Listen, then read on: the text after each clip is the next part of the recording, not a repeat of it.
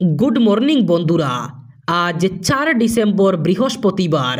আজকের সকালের বরাক তথা সমগ্র আসামের গুরুত্বপূর্ণ খবরগুলি হল: তালাক দিলে বিয়েতে দেওয়া কনে পক্ষের যাবতীয় উপহার অথবা যৌতুক ফেরত দিতে হবে স্ত্রীকে। মুসলিম মহিলাদের বিবাহ বিচ্ছেদে এমনই নির্দেশ দিল সুপ্রিম কোর্ট। সুপ্রিম কোর্ট এক নির্দেশে জানিয়েছে, একজন তালাকপ্রাপ্ত মুসলিম মহিলা তালাকের অধিকার সুরক্ষা আইন 1986-র আওতায় বিয়ের সময় তার বাবার তরফ থেকে স্বামীকে দেওয়া নগদ অর্থ, সোনার অলংকার এবং অন্যান্য জিনিসপত্র ফেরত পাবেন। অর্থাৎ বিচ্ছেদের পর স্বামী সেসব জিনিস ফিরিয়ে দিতে বাধ্য। এক মুসলিম মহিলার দায়ের করা মামলার শুনানিতে শীর্ষ আদালত তার প্রাক্তন স্বামীকে ওই মহিলার ব্যাংক অ্যাকাউন্টে 17,68,000 টাকা জমা দেওয়ার নির্দেশ দেয়, যা মূলত স্বামীর কাছ থেকে যৌতুকের 30 ভরি সোনার গয়না এবং অন্যান্য উপহার, যার মধ্যে রয়েছে fridge, TV, stabiliser, showcase, box, পালং এবং ডাইনিংয়ের আসবাবপত্রের মতো গৃহস্থালির জিনিসপত্রের মোট অঙ্ক।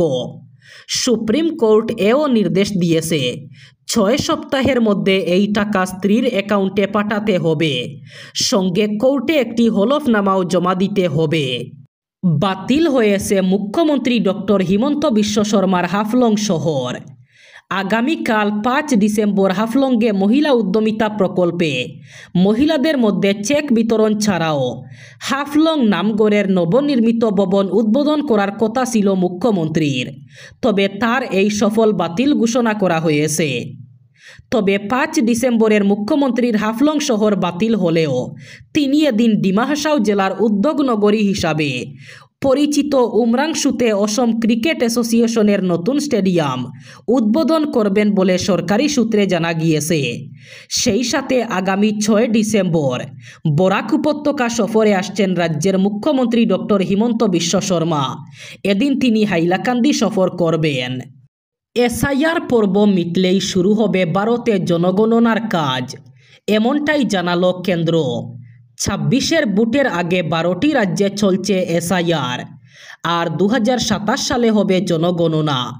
শীতকালীন অধিবেশন চলাকালীন সংসদে এমনই ঘোষণা করে নরেন্দ্র মোদী সরকার। জানা যায়, মোট 2 দফায় এই জনগণনা হবে ভারতে। লোকসভায় এক লিখিত বিবৃতিতে কেন্দ্রীয় স্বরাষ্ট্র প্রতিমন্ত্রী নিত্যানন্দ রায় জানান, 2027 সালে গণনা অনুষ্ঠিত হবে। কেন্দ্রীয় মন্ত্রী জানিয়ে দিয়েছেন যে বাড়ির গণনা হবে প্রথম পর্যায়ে। এই দফার কাজ শুরু হবে 2026 সালের এপ্রিল থেকে সেপ্টেম্বর পর্যন্ত। কেন্দ্রশাসিত এবং রাজ্যগুলিতে হবে বাড়ি গণনা। এরপর দ্বিতীয় পর্যায়ে হবে নাগরিকদের জনগণনা 2027 সালের ফেব্রুয়ারি মাসে। তবে পাহাড়ি অঞ্চল যেমন জম্মু এবং কাশ্মীর, হিমাচল প্রদেশ, লাদাখে তুষারপাত ঘটে বলে সেখানে জনগণনা হবে 2026 সালের সেপ্টেম্বর মাসে। মূলত কংগ্রেস সাংসদ রাহুল গান্ধী জনগণনা কবে হবে এই প্রশ্ন তুলেছিলেন। এরই জবাবে কেন্দ্রীয় প্রতিমন্ত্রী এই দিনক্ষণ জানান। তবে শুধু জনগণনা নয়, হবে জাতি গণনাও। কেন্দ্র জানিয়েছে 100 বছর পর হবে এই গণনা। বস্তুত 2027 সালে যে জনগণনা হতে চলেছে তা হবে ডিজিটালি। জনগণ নিজের মোবাইল অ্যাপের মাধ্যমে সমস্ত পরিসংখ্যান নিজেরাই তুলে ধরবেন, তারপর সংগ্রহ করা হবে সেই মতো যাবতীয় তথ্য। 2026-এর বিধানসভা নির্বাচনকে কেন্দ্র করে কংগ্রেসের শুধু সংখ্যালঘু অধ্যুষিত এলাকায় মনোযোগ দিলে চলবে না, বরং উত্তর অসম এবং উজান অসমের বিধানসভা কেন্দ্রগুলিতে জয়ী হওয়ার জন্য দলটিকে গুরুত্ব দিতে হবে বলে মন্তব্য করলেন ইউডিএফ বিধায়ক রফিকুল ইসলাম। এবার কংগ্রেসকে মিয়ার দল বলে আখ্যা দিয়েছেন একই দলের বিধায়ক মজিবুর রহমান। তিনি বলেন, বরাক উপত্যকা, উজান অসম কিংবা পার্বত্য জেলাগুলোতে কংগ্রেসের কোনো আশা নেই। দলটি শুধু সংখ্যালঘু এলাকা নিয়ে ব্যস্ত বলে মন্তব্য করেন দলগাঁও আসনের বিধায়ক মজিবুর। অসম বিধানসভার শীতকালীন অধিবেশন শেষ হওয়ার পরই এবার রাজনৈতিক দলগুলো আসন্ন বিধানসভা নির্বাচনের জন্য প্রস্তুতি শুরু করে দিয়েছে। নির্বাচনের এই পরিবেশে কংগ্রেস এবং দলটির প্রদেশ সভাপতি গৌরব গগৈর সংখ্যালঘু অধ্যুষিত আসনগুলির প্রতি বেশি ঝুঁকে থাকার বিষয়টি ভালো চোখে দেখছে না বদরুদ্দিন আজমল নেতৃত্বাধীন ইউডিএফ। রাজনৈতিক মহলে কান পাতলেই শোনা যায় বিরোধী পক্ষের অধিকাংশ দলই সংখ্যালঘু ভোটের ক্ষেত্রে বেশি আগ্রহী। কংগ্রেসের পাশাপাশি বিধায়ক অখিল গগৈ, অসম জাতীয় পরিষদের সভাপতি লুরিনজ্যোতি গগৈ, রাজ্যসভার সাংসদ অজিত কুমার ভূঁইয়া বিধানসভা নির্বাচনের জন্য সংখ্যালঘু জনতাকে লক্ষ্য হিসাবে নিয়েছেন। ফলে কংগ্রেসের এই ভূমিকার সমালোচনায় মুখর হয়ে উঠেছে ইউডিএফ। অসম পুলিশের ৫,৮১৮টি পদে নিয়োগ প্রক্রিয়া সম্পন্ন হলো। এর ফলে অসমে বর্তমান সরকারের আমলে সরকারি চাকরি পাওয়া যুবক যুবতীর সংখ্যা বেড়ে দাঁড়ালো প্রায় ১,৪০,০০০-এ। বুধবার নিয়োগপত্র বিতরণ অনুষ্ঠানে সাংবাদিকদের মুখোমুখি হয়ে এই মন্তব্য করেন রাজ্যের মুখ্যমন্ত্রী ডক্টর হিমন্ত বিশ্ব শর্মা। তিনি জানান, ভবিষ্যতে এই সংখ্যা ২ লক্ষের কাছাকাছি পৌঁছাবে বলে তার বিশ্বাস। অসম সরকারের দাবি, স্বচ্ছ এবং নিরপেক্ষ নিয়োগ ব্যবস্থার মাধ্যমে বুধবার আবার ৫,৮১৮ জন প্রার্থীকে নিয়োগপত্র প্রদান করা হয়।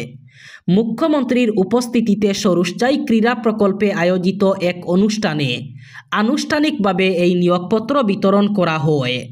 মোট ৫,৮১৮ জনের মধ্যে উপপরিদর্শক এবং সমপর্যায়ের পদে ১৫৬ জন, কনস্টেবল এবং সমপর্যায়ের পদে ৫,৪১০ জন এবং চতুর্থ শ্রেণীর পদে ২৫২ জনকে নিয়োগপত্র দেওয়া হয়েছে।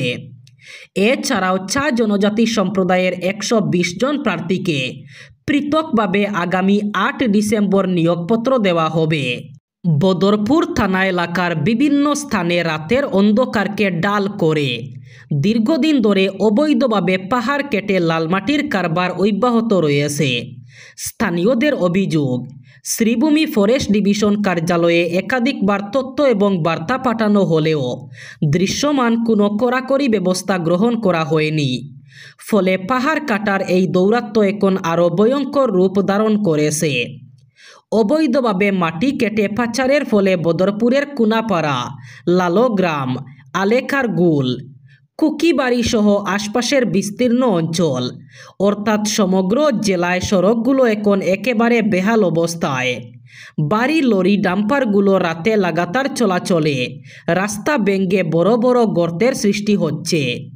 সাধারণ মানুষের চলাচল ব্যাহত হওয়ার পাশাপাশি রোগী পরিবহন, স্কুল কলেজগামী শিক্ষার্থী এবং জরুরি পরিষেবাও মারাত্মকভাবে ক্ষতিগ্রস্ত হচ্ছে। সাধারণ মানুষের প্রশ্ন, যদি সত্যি এই কাজের অনুমতি থাকে তবে তা প্রকাশ্যে জানানো হয় না কেন? আর অনুমতি না থাকলে প্রশাসন নীরব কেন? এলাকাবাসীর দাবি, এই লালমাটির সিন্ডিকেট কারা পরিচালনা করছে, তাদের বিরুদ্ধে আইনগত ব্যবস্থা কেন নেওয়া হচ্ছে না তা প্রকাশ্যে আনতে হবে। এদিকে গ্রামবাসীদের অভিযোগ, পাহাড় কাটার এই অবৈধ প্রবণতার কারণে বর্ষাকালে দক্ষিণ বদরপুর এলাকায় প্রায় ভূমিধসের ঘটনা ঘটে। অতীতে একাধিকবার ভূমিধসে মানুষের প্রাণহানিও ঘটেছে। রাজ্যে শিক্ষিত বেকারের সংখ্যা গত ৯ বছরে উদ্বেগজনকভাবে বৃদ্ধি পেয়েছে। বর্তমানে এই হার বেড়ে প্রায় ৫,৮৪,১৭৬ জনে দাঁড়িয়েছে। রাজ্যে মোট নিবন্ধিত শিক্ষিত বেকারের সংখ্যা হয়েছে ২২,২৬,৮৯৪। তুলনায় ২০০৬ থেকে ২০১৬ সালের মধ্যে এই সংখ্যা ছিল ১৬,৪২,৭১৮। অর্থাৎ বিজেপি সরকারের আমলে প্রায় ৬ লক্ষ শিক্ষিত বেকার যুক্ত হয়েছে। সদ্য সমাপ্ত বিধানসভা অধিবেশনে দক্ষতা নিয়োগ এবং উদ্যোক্তা উন্নয়ন বিভাগের মন্ত্রী প্রশান্ত ফুকন সরকারি নথির ভিত্তিতে এই তথ্য প্রকাশ করেছিলেন। এবার বরাক উপত্যকার ৩ জেলার আজকের আবহাওয়ার খবর। আজ ৪ ডিসেম্বর বৃহস্পতিবার বরাক উপত্যকার ৩ জেলায় ঠান্ডা একটু কম থাকার সম্ভাবনা।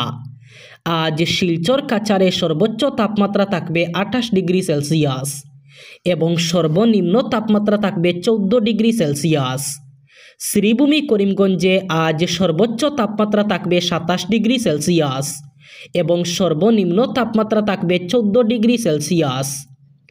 একইভাবে হাইলাকান্দি জেলায়ও আজ সর্বোচ্চ তাপমাত্রা থাকবে 27 ডিগ্রি সেলসিয়াস এবং সর্বনিম্ন তাপমাত্রা থাকবে 14 ডিগ্রি সেলসিয়াস।